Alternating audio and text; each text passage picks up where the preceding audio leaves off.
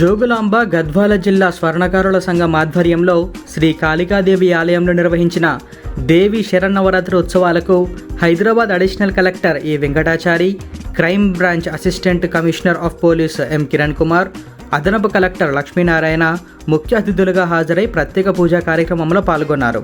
అనంతరం పండితులు తీర్థ ప్రసాదాలు అందించారు. ఈ కార్యక్రమంలో స్వర్ణకారుల సంఘం నాయకులు, భక్తులు పెద్ద సంఖ్యలో పాల్గొన్నారు.